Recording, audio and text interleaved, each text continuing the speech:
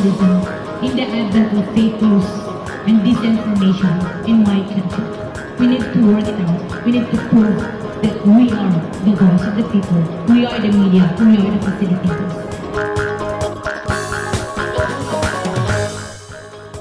Ania na ang mga balita nga nahagpat sa Newsline Philippines Information Center nga sugod karong adlaw makita na ninyo sa NCTVN cable sa North Cotabato. Ako si Paul Palacio, tutok na!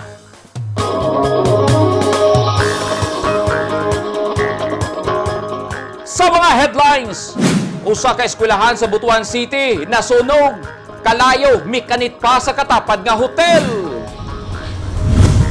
Boksidor nga garbo sa Davao del Sur, garantiya na ang medalya sa 2020 Tokyo Olympics.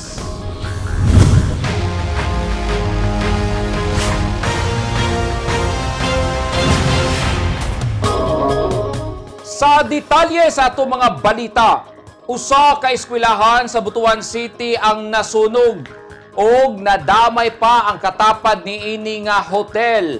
Usa sa ginatun-an karon nga sinugdanan sa kalayo mao ang electrical overload. Ani ang report ni Leo Febra.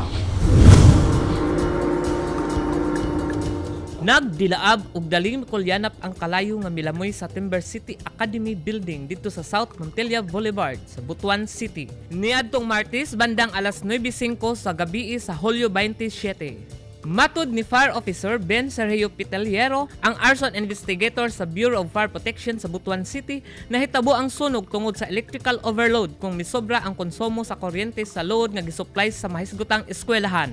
Gisaysay ni Piteliero nga nagsugod ang sunog dito sa computer laboratory nga nahimutangan sa second floor sa building. Ang ato ang involved na establishment is the Timber City Academy, that is an educational facility. And next to it, ang beside ani niyang establishment is Prince Hotel. Sa Timber City Academy, sir, one block of elementary classrooms as in totally burned siya, while ang kasikbit niya nga building, which is the junior high school, is partially damaged. And the Prince Hotel is partially damaged also with siya isa ka room. Nadamay sa sunog ang usa ka kwarto sa iyang katapad nga Prince Hotel. Ang pribadong eskwelahan ay mutangan sa sentrong bahin sa syudad ug duol sa mga dagkong patigayon. Nagpasalamat ang management sa Manuel J. Santos Hospital nga wala makatabok ang sunog sa ilang building tungod kay daghan og pasyente ang nasigutang hospital. Nangandam ang management sa hospital sa ilang evacuation plan. Tungod kay halos puno na ang ospital ug ang ilang mga frontliners nakatutok na sa ilang mga pasyente. Nagpasalamat usab ang mga bombero kay gawas sa gibana-banang usa ka milyon nga damyo sa building, walay tawo nga naangin. Leo Febra, Newsline Philippines, stay safe. Human sa gold medal ni Heidelin Diaz sa 2020 Tokyo Olympics sa weightlifting, garantiya na ang bronze medal ni Nesty Peticio sa boxing. Human niya gipildi ang Colombian boxer via unanimous decision. Mo-advance na sa semifinal sa featherweight kon women's 54 to 57 kg class si Peticio. Dihang gipildi niya si Yene Marcela Arias Castaneda sa nasod Colombia. Human mi pabor ang desisyon sa tanang judges kang Peticio. Taga Santa Cruz, Davao del Sur si Peticio ug sumala sa igsuon ni ini nga si Norlan. Ilahan ng gitimbaya si Nesty sa kadaugan ini ug dungog nga dala sa Pilipinas. Sumala pa ni Norlan, nakahilak sila sa kalipay ug gihatagan sa dila og suporta si Nesty alang sa sunod nga dula aron masungkit ang ikaduhang gold medal sa Pilipinas. Si Norlan nakaundang pag-eskwela ug nagtraining na sab aron mamahimong boksidor ug naa na sab siya naapila nga international game ug nakadaog na sab og silver medal. Napaiyak po ako sa sobrang saya, sir. Yung mama ko tsaka yung kapatid ko iyak ng iyak, sir, kasi first time po to sa pamilya ko, sir. Yung ganitong kaligayahan, sir, yung narating ng kapatid ko, sir. Grabe talaga, sir.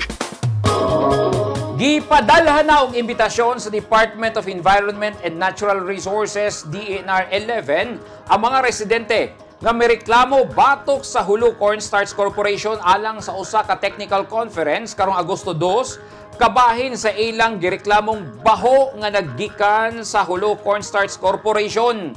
Una nang misaad si DNR Regional Executive Director Bagani Fidel Evasco nga iyang paminaon ang mga residente nga reklamo sa baho gikan sa planta. Ani ang report.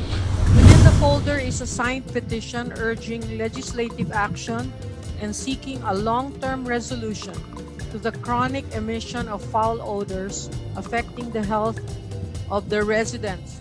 Gikasana sa Agosto 2 ang usa ka virtual conference tali sa Department of Environment and Natural Resources, mga ahensya sa gobyerno ug mga residente aron mahisgutan ang problema sa baho nga nagikan sa Hulok Cornstarch Corporation didto sa Dumoy ning Dakbayan sa Davao. Apan, nagduda ang mga residente kay gipaspasan kuno og pagawa sa planta ang ilang hugaw. Gisaysay ni Mrs. Brigida Niño Franco, ang purok leader dito sa Sitio San Isidro, Barangay Daliao. Samtang gahulat pa sa pagahitabuod nga sisil sa DNR mahitungod sa baho sa sapa. Nagsige pa man gihapon o pag magawas og baho kasagaran kanang kagabion bagong gabi tapos sa kadlawon mapukaw gyud mi ni ana. Dili lang si Mrs. Niño Franco ang mireklamo. Nakadawat usab kami og mga mensahe gikan sa mga residente sa palibot sa planta labi na ang taga Dacoville Subdivision of Villa Josefina. Ila kunong nasinati ang sagunson nga pagbaho sa hangin sa milabayng pipila ka adlaw. Ang problema sa baho sa Hulok Cornstarch Corporation gipasa na sa barangay councils didto sa city council. And I have aired my side sa health risk nga gihatag sa ilahang. So narito, DNR, Senro, EMD, we are on the same situation with them. Only I have to be close o dili lang malsuko jud ko. Pero kabalo na si Brigida nga grabe akong duso dito. Ako'y nakigkuha na dito kumbate. Actually, ang complaint sa Hulo is we pass it on na sa CHO nga office, we pass it on na sa DNR, and then we already have a meetings before with the DNR and with the CHO, and it's up to the DNR kung unsa ang ilahang recommendations ngadto sa barangay ngadto sa city council, ma'am. Og niadtong milabayng mga bulan, gipasa na kuno sa membro sa City Council ang ilang rekomendasyon didto sa sanitation unit sa City Health Office. Murag bola nga napasapasa ang issue. Apan, misaad si Regional Director Bagani Fidel Evasco sa Department of Environment and Natural Resources nga iyang tuldukan ang issue. Hinungdan nga usa ka virtual conference ang ipahigayon sa umaabot nga Martes, Agosto 2. Isip pagsunod sa due process, una ipagawa sa ahensya ang ilang desisyon kabahin sa issue. Edith Caduayan, News 10 Philippines. Stay safe.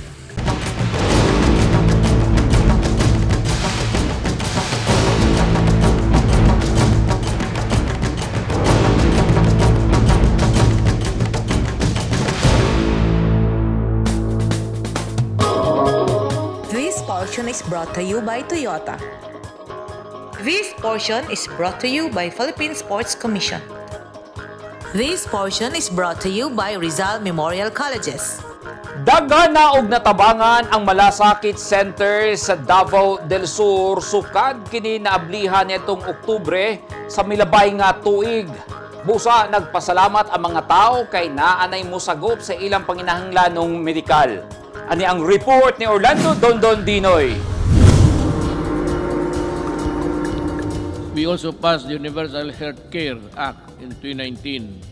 And to supplement this, I also signed into law the Malasakit Centers Act in 2019. Dako ang pasalamat sa 31 anyos nga si Manilyn Bailon, taga Barangay Tuban, Santa Cruz, Davao del Sur, nga gitubag sa Malasakit Center dinhi sa Davao del Sur ang iyang balay nun sa ospital. Alang sa ko, sir, karon first time pa may ginako nga nakaduol diri. Dako jud kay katabang kay ang akong mama rasbahanan unya. Wala man mi dayon nga kwarta makita, puro pisa akong mama. Unya lisod jud mangitag kwarta sa pagkakaron. Salamat kog dako nga naay Malasakit Center nga gapamahinaw gatabang sa among mga sitwasyon. Sama kang Bailon, daghan sab ang nagapangayo gayuda sa Malasakit Center alang sa ilang pampalit og tambal. Ngayo lang og tambal niya kay para sa kong son.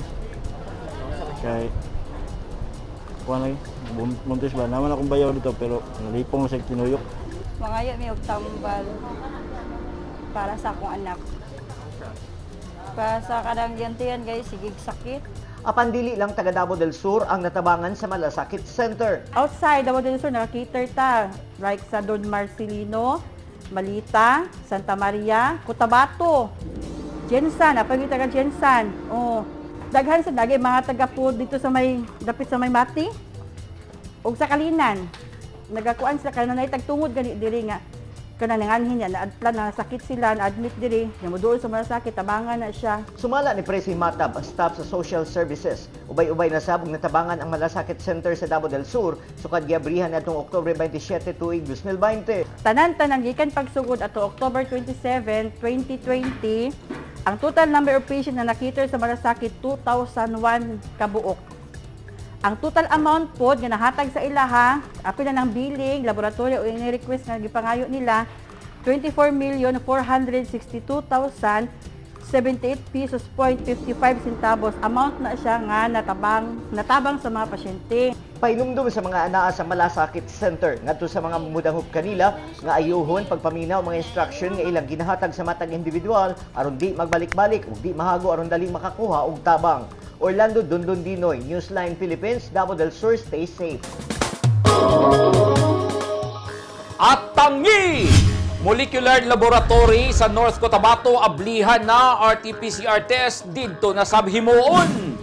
Og kanhi rebelde gipailawom sa deradicalization program sa 10th ID.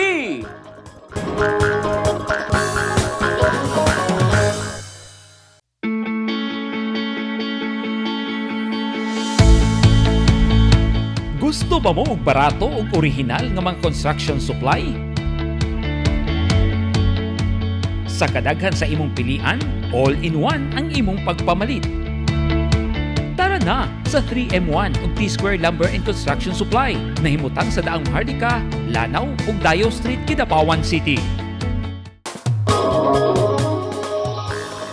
Tumaya at manalo sa PCS o Lotto. Sa bawat bili mo ng tiket, nakakatulong ka na sa kapwa mo at pwede ka pang maging milyonaryo. Tara na!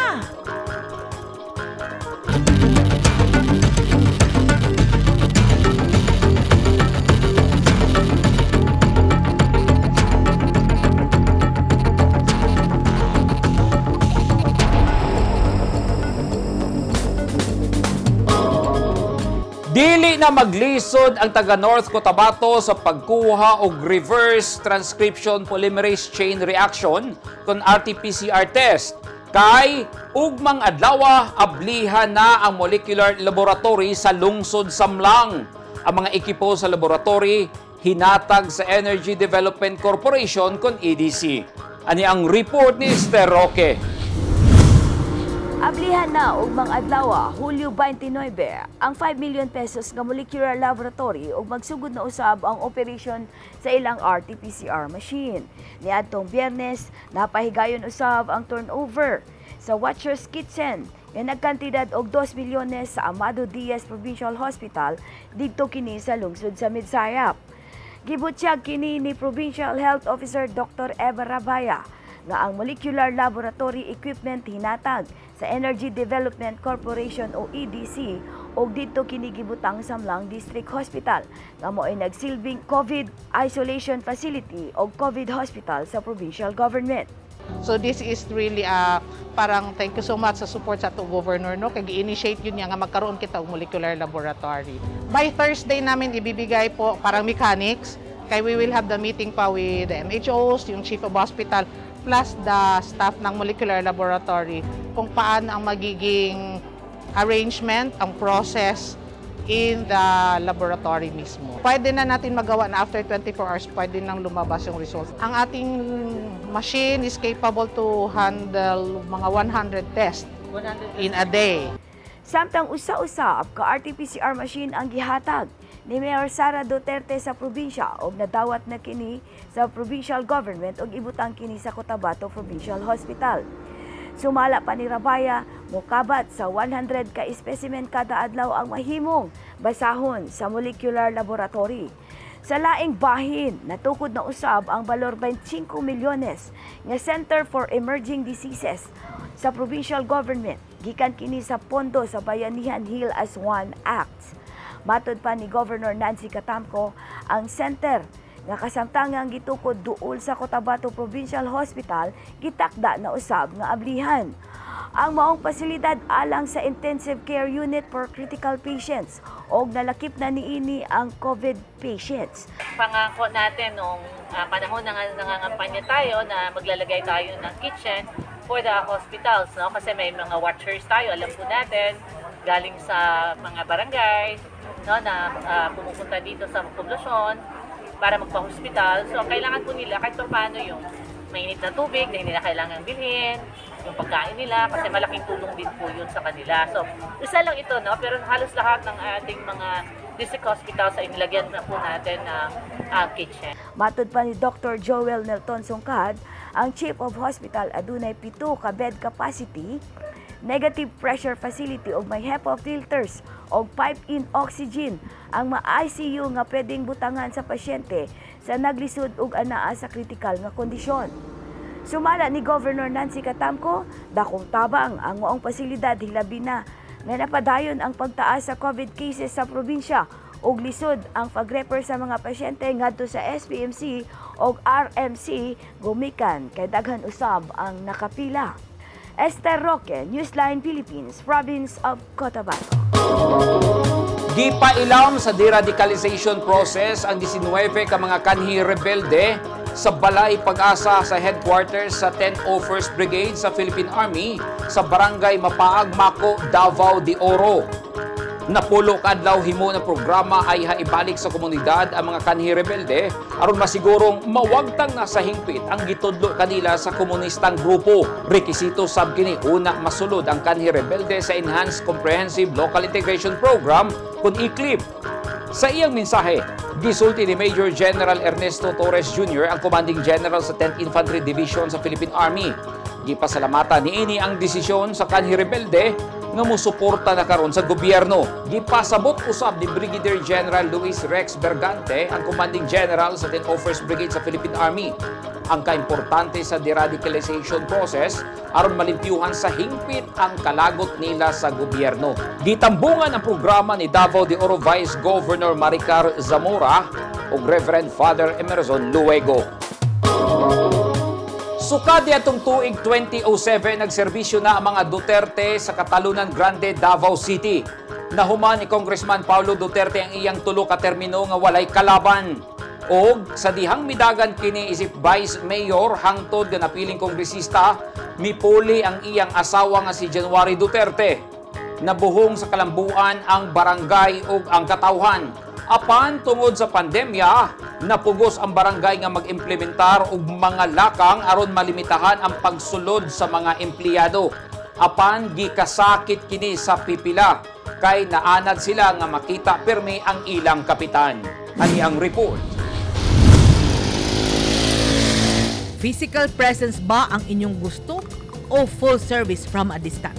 Kini ang mga pangutana nga atong tukion. Usa ka news agency ang nagpost sa hulagway ni Davao City 1st District Congressman Paulo Duterte ug sa iyang asawa nga si Katalunan Grande Barangay Captain January Navarez Duterte niadtong Hulyo 26. Gisaysay sa post nga si Congressman Paulo Duterte lang ug ang iyang asawa ang mitambong sa katapusang State of the Nation address sa ilang amahan nga si Presidente Rodrigo Duterte niadtong Lunes. Daghan ang midayeg sa magtiayon, apan gibatikos kini sa pipila ka social media users nga gituhang taga Katalunan Grande ug didto nila gipadayag ang ilang mga reklamo kabahin sa tubig, suga ug uban pang panirbisyo sa ubang ahensya sa gobyerno. Among gikuhaan og reaksyon si Congressman Paulo Duterte ug mao kini ang iyang tubag.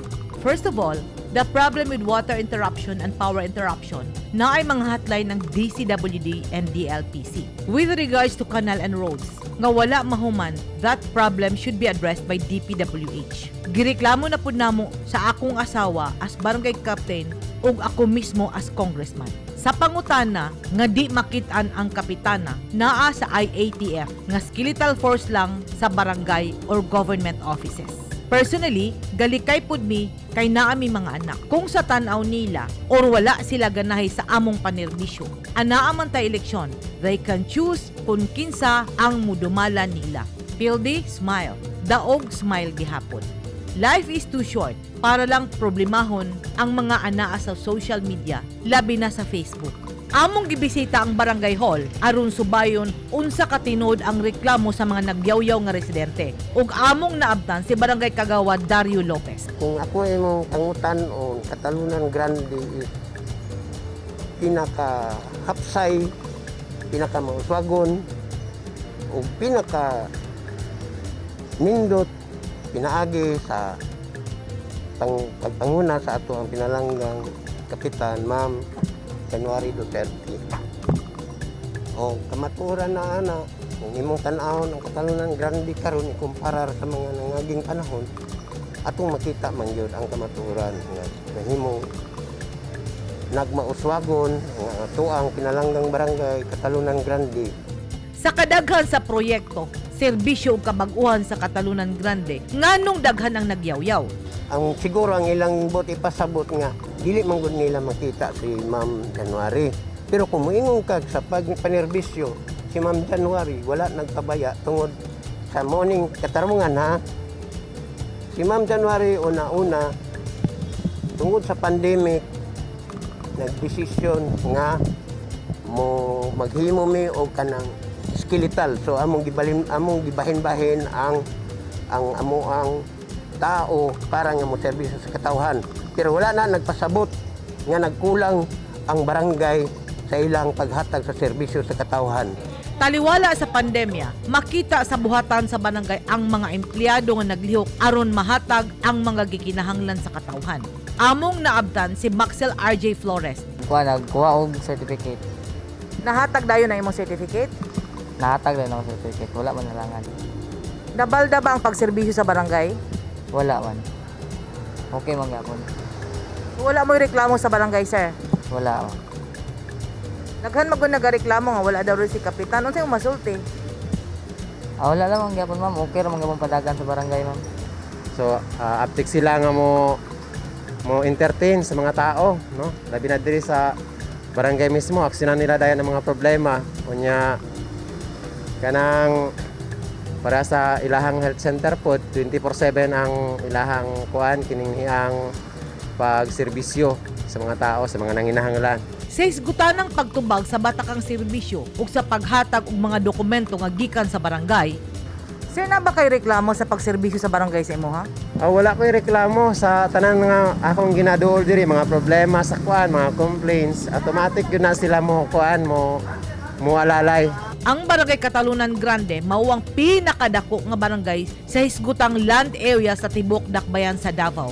Dinhi nimo makita ang 24/7 nga health center, pinakadaghan nga barangay ambulance ug firefighting equipment. Dinhi usab niyo makita ang pinakanindot nga barangay hall sa tibok dakbayan. Gisaysay ni Congressman Paulo Duterte sa Newsline, sa sunod eleksyon, iya kunong tagaan og kagawasan ang katawhan sa Katalunan nga mopili sa ilang sunod nga kapitan kay matud niya way katagbawan ang pipila.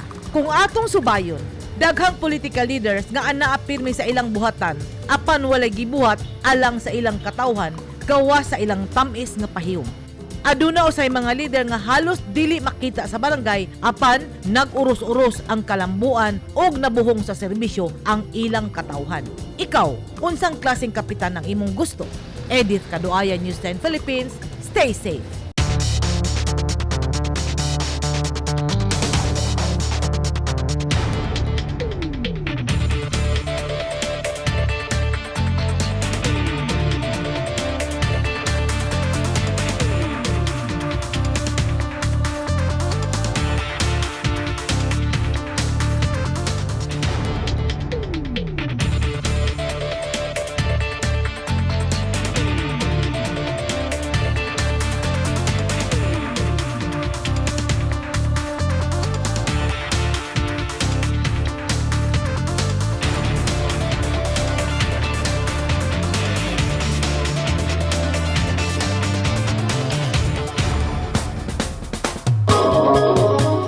kadto ang naghingpit sa mga balita nga nahagpat sa Newsline Philippines Information Center. Alang sa dugang balita, bisitaha ang website nga www.newsline.ph, sa Facebook page, Instagram, newsline.ph, o sa Twitter, newsline.ph. Kung aduna mo'y mga balita o impormasyon sa inyong tagsa-tagsa ka mga lugar sama sa sunog ug baha, mamahimo ka na ninyong i-share pinagi sa Newsline Messenger. Makita usab ninyo sa Channel 50 sa Sky Cable sa Davao ug General Santos City.